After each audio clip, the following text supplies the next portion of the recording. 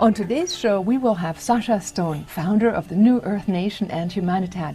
Former rock musician and eloquent writer and artist, SACHA Stone grew up in Rhodesia, Zimbabwe, in Africa, throughout the War for Independence. He has instigated peace initiatives and educational programs and has lobbied against human rights abuses in different parts of the globe and continues to prosecute for the protection of breakthrough innovators, scientists, and doctors.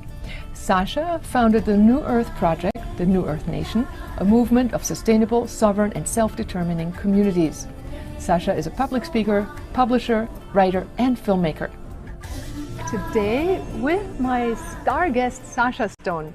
He's the leader of New Earth Nation, and here we are in his home, adjacent to the New Earth Haven.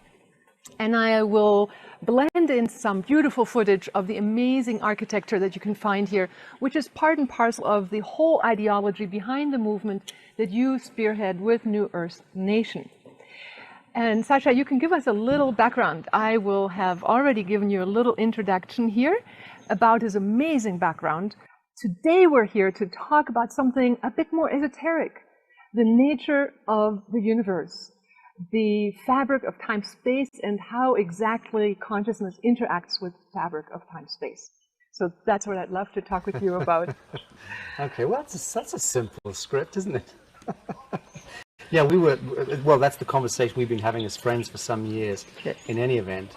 And as you know, increasingly my conversation is narrowing down to that still point, or the 0 point. And certainly in the last 3 years, that's become the fulcrum in the narrative and the metric that we've been embellishing around the New Earth, the whole idea of what the New Earth is and what it represents. So I'll correct you, I'm not the leader of the New Earth thing at all. I kind of kicked the ball onto the field, and it's become very much a collective movement.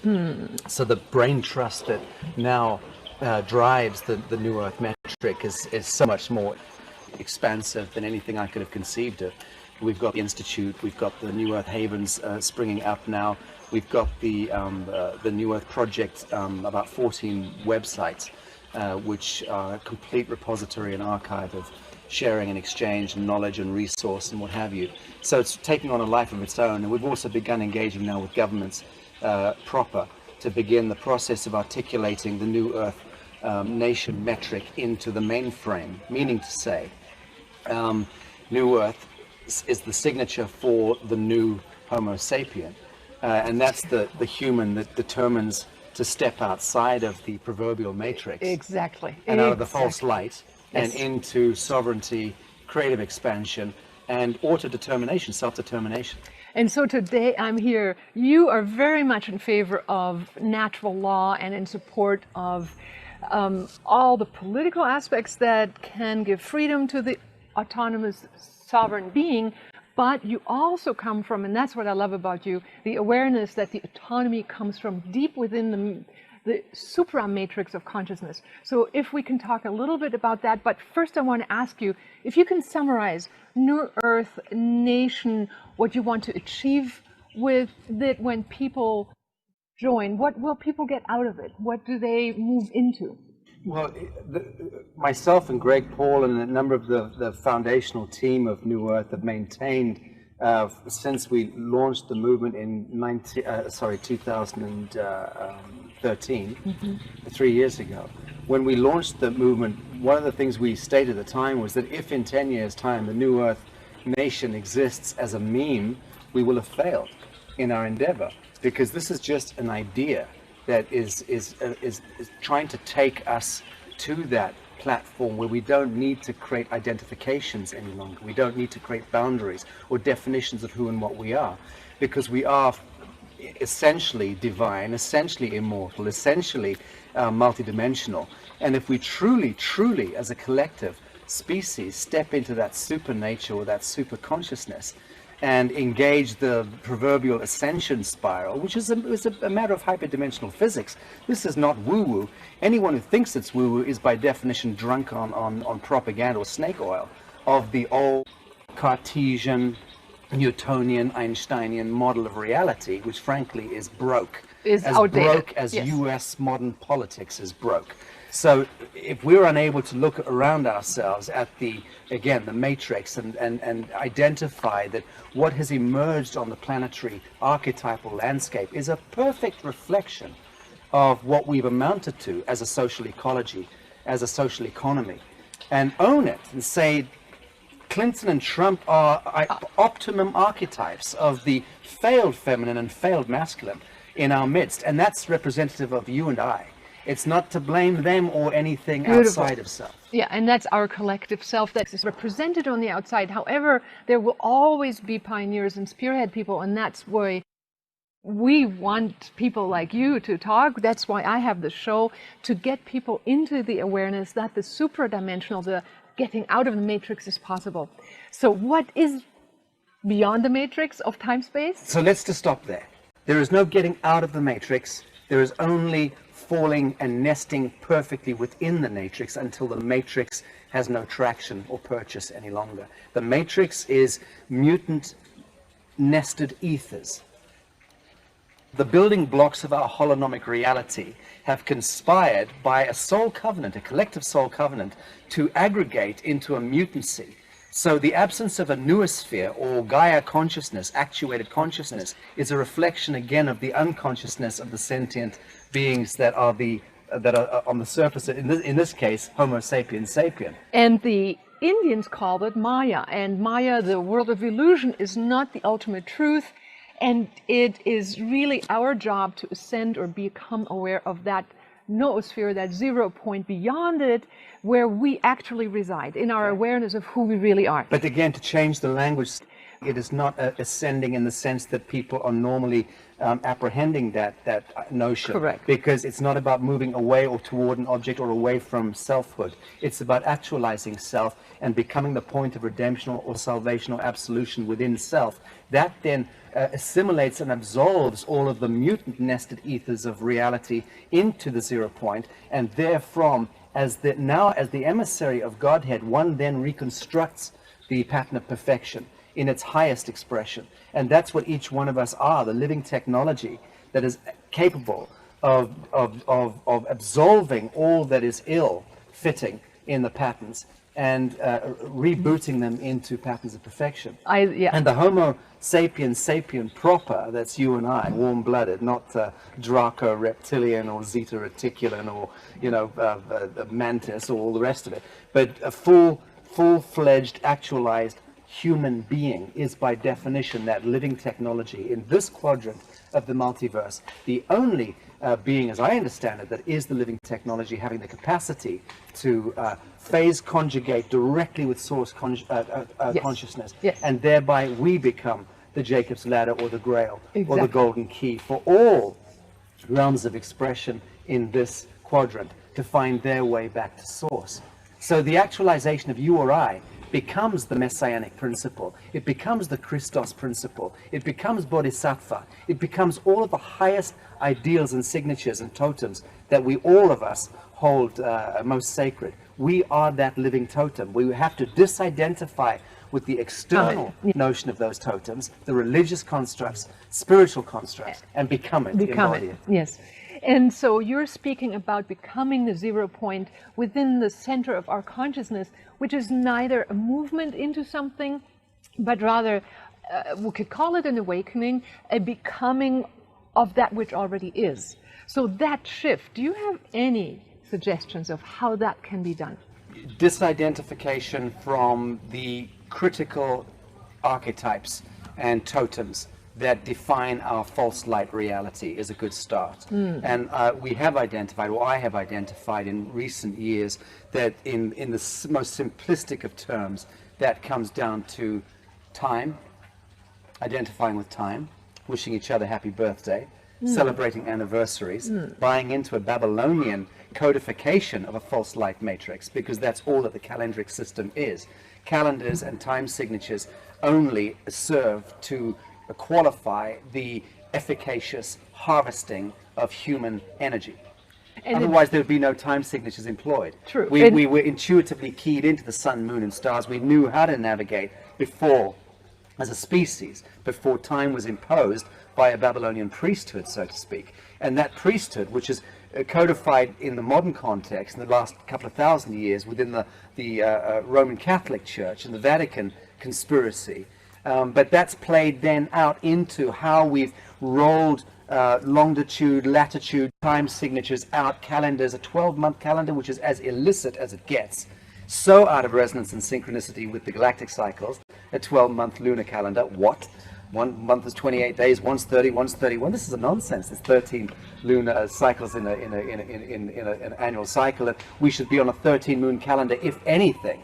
And you know, here we are in Bali, in your place here north of Ubud, and the Balinese people have their own lunar calendar. And what I find fascinating, and I'll tell you a little story, is when we started building Shambhala, the very first day that we ever sold a cup of coffee, our cook was beyond herself and said, today is the auspicious day to start a business. And for us to have this symbolic act of selling a cup of coffee on that very day, it was like grand opening without being a grand opening that was celebrated later, on the day of such auspiciousness of when time, space, at a larger, more etheric perception says it's the perfect day to start. Bali people have a sense for the good day, the right day to do this. And so that's just a typical expression, that's a little story on how to make a lunar calendar a little palatable to our viewers who may not quite have the vocabulary that you might have. Indeed, and there's a flip side to the coin, which is the abnegation of one's own quantum sovereignty by paying homage or attention to these imposed codices or matrices. So at the end of the day, the supernature that is inviting you and I to step into our superconsciousness is to my mind, existing outside of any codices or matrices. And I think the Bali calendar has just codified which is energetically innately there. Which is why we sold that cup of coffee, not because it was on the calendar. Okay. It just so happened. I get you, but it is because of the projected collective plasma or attention into those memes and patterns that aggregate and concentrate those memes and patterns into a false reality. Onto an external life. Yes. I'm suggesting that if we withdrew our attention from the astrological phenomena of reality and no longer segregated and compartmentalized and identified falsely a Taurian versus a Gemini versus a whatever, if we withdrew into the quintessence of being, actually those false identifications break down because they're also a prison. In much the same way that Fibonacci, golden mean, and sacred spiral and pi, as beautiful as they are, and as an incredible transcendent language as they represent, they are also ultimately fictions, and they're also ultimately a prison, a kind of psycho-intellectual prison. I hear you. Supernature to me is once we engage still point at the collective. Yes. I don't think we've ever done it before, but I believe that's what our mandate is. Yes. I'm so with you on this.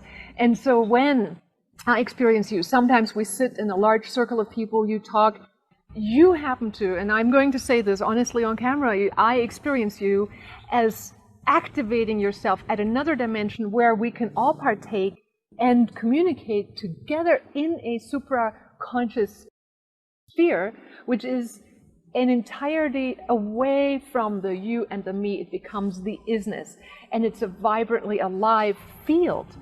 And if I were to summarize anything I've heard from all the interviews I've done, it's the moving from the identification of form and the billiard board model that the Newtonian physics has brought us to a wave-type understanding of reality, which is here and there simultaneously. And so in which we can then collapse time-space, and where reality, where isness becomes the determining creating factor to what then may be acausal. Like you're referring to the causality that we've become bound by as soon as we believe in time-space? And create boundaries and parameters and definitions. Yes. And then believe them, then place attention upon them, yes. Which then becomes the ethers made up, as my beloved friend Mike Emery will speak at great length about, the anus, these small, discrete, the smallest components of holonomic reality, which have a very short memory span. But these are the little things that conspire to carry through ideas, ideation, notions, time, history, context. Everything is carried by these sub-quanta building blocks of reality. But they, in and of themselves, have no real sentience. And it takes us, like you said, to be the co-creator. We're surfing. Exactly. We're surfing these anus. Exactly. We're surfing this. Yeah, ideation is just a question of surfing and then projecting plasma into that field. And those ideas or those ideations which can cohere the most effectively in a given time space will aggregate into so-called reality. Do you love apps? Would you love to have an app that would help you to integrate your spiritual life into your everyday life? An app that helps you create miracles into your daily life? Would you like help to do your meditations daily? Short enough to fit into your busy schedule, yet long and deep enough to really get you centered? Would you like to know exactly how to use the laws of manifestation and apply them in your everyday life? The LFE app is designed to help you do exactly that, to bring balance into your life, to help bring about your goals and dreams so that you have time to do and time to be. We've created the LFE app to practice manifestation skills so you can see your goals come alive, as well as satisfy the deeper part of you that longs for connecting with your innermost core. A hectic mind leads to a hectic life, which leads to unsatisfying results. We all know that. But what can we do to change that? This is why we have created the LFE app. In just 12 minutes every morning and 12 minutes in the evening, the LFE app guides you with a soothing voice to envision your day in advance, integrating the most powerful and proven manifestation techniques into your daily life. And at the same time, you practice meditation and enjoy feeling like you are in the driver's seat of your life. The LFE app works in tandem with the Living from Vision course and guides you into exercises that change weekly in order to practice different skills. You will integrate the spiritual and practical part of yourself, bringing your goals and dreams into form. Of course, the LFE app is created so that it works in tandem with your Google and iCalendar and their related apps. The LFE app allows you to coordinate the power of the right side of your brain, your creative mind, with the left side of your brain, the part that takes care of the details. At the same time, you learn to tap into the higher power of your subconscious mind and the power of the universe in order to create a miraculous and satisfying life. The LFE app provides crucial elements that work in tandem with the Living from Vision online course. Join the thousands of internationally satisfied LFE customers and get your own Living from Vision online course today, together with your LFE app, and begin to see and feel the magical powers of your higher mind manifest in your daily life.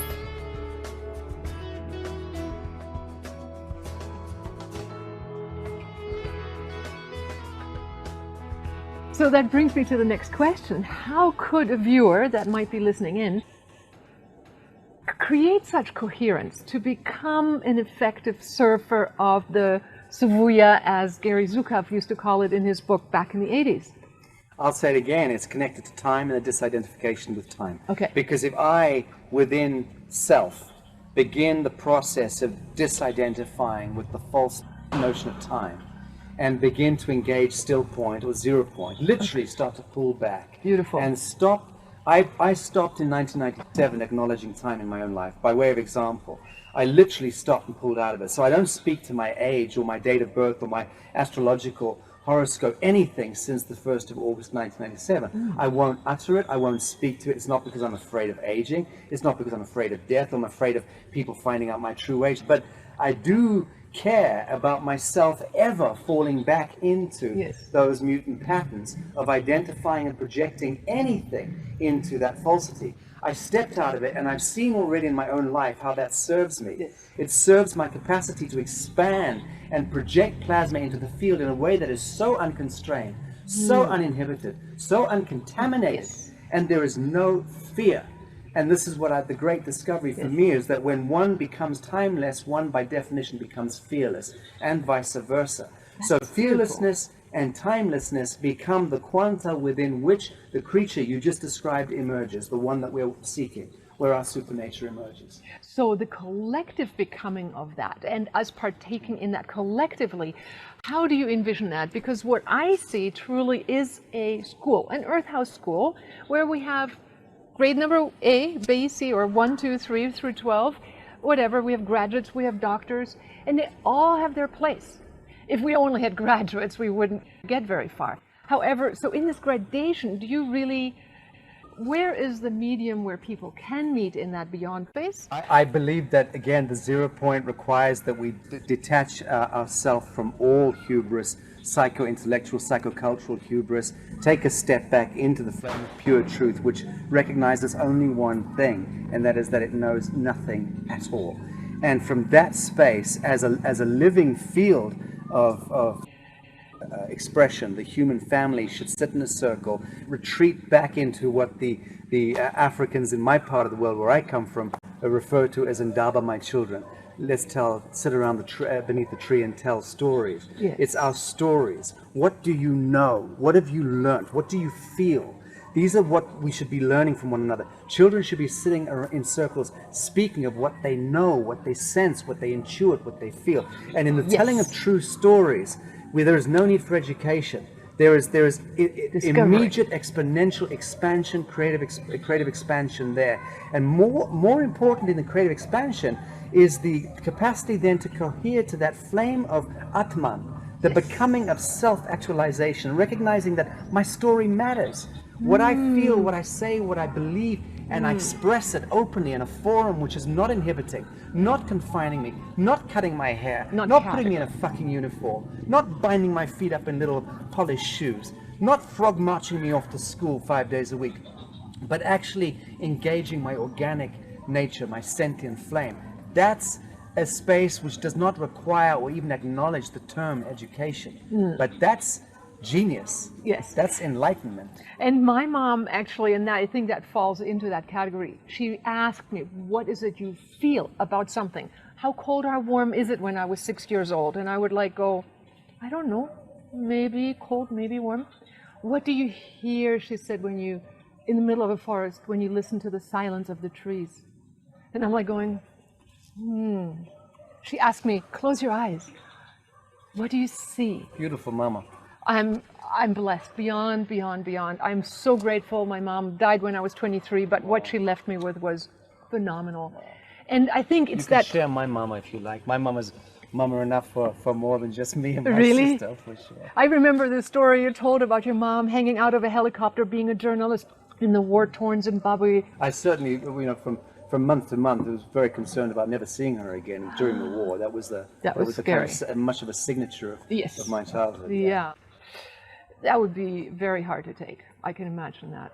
However, bringing back the child to being in touch with its Atman, with its own inner voice. So tell me a little bit more about creating coherence. You mentioned that, and it's a powerful way of creating time-space shifts that are outside of Newtonian physics. It allows us to shift into the multidimensional parallel universe, understanding that what you said, the little quanta, the packets of information or holograms, are actually determined by the intensity of coherence that we're able to muster up. So how can we generate that on a daily basis? Yeah, well, if we engage the hyperdimensional physics of becoming actualized within self, so we find ourselves born into a binarized, dualistic, paradoxical field of reality. That by definition is the cauldron of this cauldron of creation within which we find ourselves. I restate here that Homo sapiens sapien, once we become actualized, we become the ingredient that makes the cake rise, without which there is no rising or ascending of the cake, so to speak. So we are the secret ingredient in that sense. But in that cake mix, we've got any number of galactic cosmogenetic stories. So we have the Dracos, the Reptilians, the Arcturians, the Pleiadians, and it goes on. We cite hundreds and hundreds and hundreds, maybe thousands, maybe millions of cosmogenetic strains that have variously interposed and inflected and immersed and died out and in this quadrant. And within all of this, Gaia was situated. The brain, Tara, this incredible crystalline quanta of Godhead, of Source, was imposed into this cauldron of creation as the beacon that is connected through the quantum to Source. And upon the surface of Gaia emerges what? You and I. sentient sparks, emissaries, sons and daughters of God, so to speak. Now, we are incarnated and reincarnated through countless millennia onto this plane of existence. And as we fulminate, and through the alchemical process of soul, the manifestation, realization of actuated soul, we eventually get to the point where we begin to remember our Godhead, our divinity. Yes. And I believe that this particular wave of humanity that we find ourselves in is that acme point, where we are remembering, all of us, the collective level, that 2012, 2013 crossover was really the signature of when we moved through the semi-arc of the grand precession of the equinox after 13,000-year galactic sleep since the apocryphal deluge, the great flood, and so on. And we broke through. 2012, 2013 was, in a sense, the calendric signature of when we broke through that photonic cloud that issued from a galactic center, carrying the old imprints that we left behind 13,000 years ago, 10 full years. And here we are remembering ourselves to ourselves. Kundalini rising at the individual and at the collective and at the planetary level. Look at the seismic shifts taking place on the planet, within the planet. Massive. Socio-political, socio-economic, socio-ecological, environmental, in every single way, shape, and form, we're going through this shift. And we are talking about Gaia awakening, maybe as a collective consciousness that humanity is bringing to it. Even the internet is participating in that, and the information is flowing symbolically through the internet, but moreover so the superconscious mind level uniting us all globally on one planet as the super brain. Yes. Well, so internet is a technospheric manifestation of that emergence. Of the emergence. We're the ones who manifest that notion, ideation into the field. Right. But the point being that Homo sapiens sapiens is the living kiss between the sun and earth. So remove the moon from the equation, again, the false light and the false feminine factor or totem. Remove the moon, because this is the thing that has disconnected that umbilical connect, almost certainly. And the mother in this context is Gaia, Tara, Earth. And the father in that context is the sun. So the living kiss between the two is Homo sapiens sapiens. We've been sat here for the last couple of weeks watching the solar flares, which are immense at the moment, hitting the ionosphere, and then electric storms at night. Purple, blue, orange, every color of the rainbow in the sky. And we're sitting up there in the New Earth Haven watching night after night.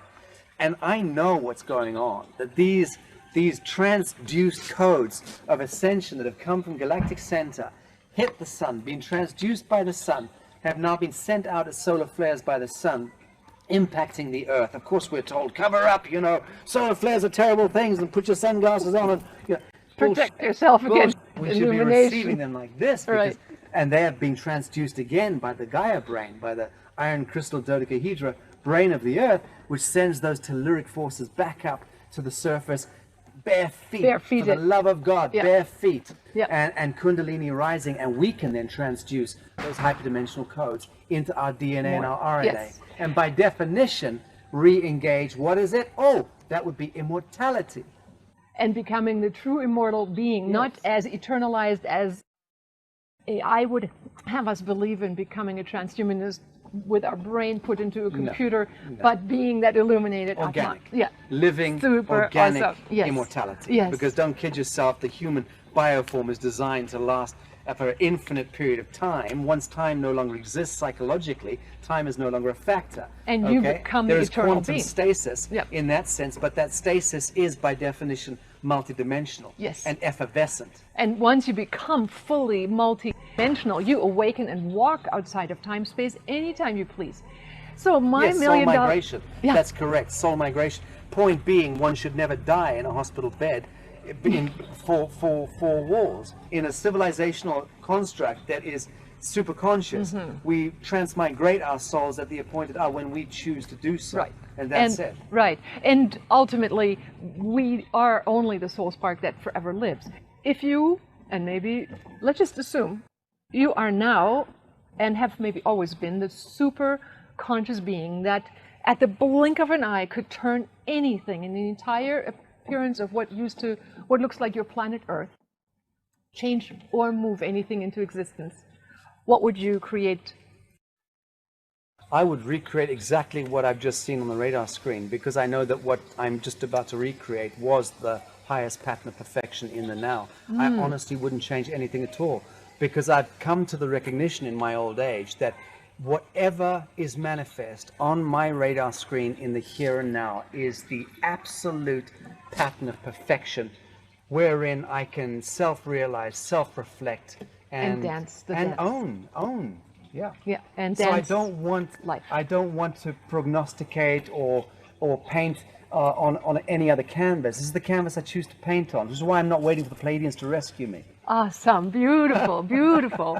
And I think they're rather waiting for us to rescue them, and I genuinely believe that. Through the ascendancy of our RNA and DNA into supernature, we become the beacon or the signature, resonant signature, that phase coheres with source. Because that still point is Homo sapiens sapien actualized. That's time, that's space, that's night, that's day, that's masculine, feminine, Shiva, Shakti. All of the dualistic principles are codified in this. But we stand epicenter, quintessence in between, once we're realized. Beautiful. That is the quintessence of what I live for, what I live and do in my life, what I aspire into existence. And I love what you've said. Thank you, thank you, thank you. Thank you very much for viewing this with us, and I'm super excited to help you get in touch with Humanitat and with New Earth Haven and New Earth Nation. So follow the link here and discover for yourself alternative engineering, alternative wisdom on the rise on planet Earth. Thank you so much for viewing. See you next sequence.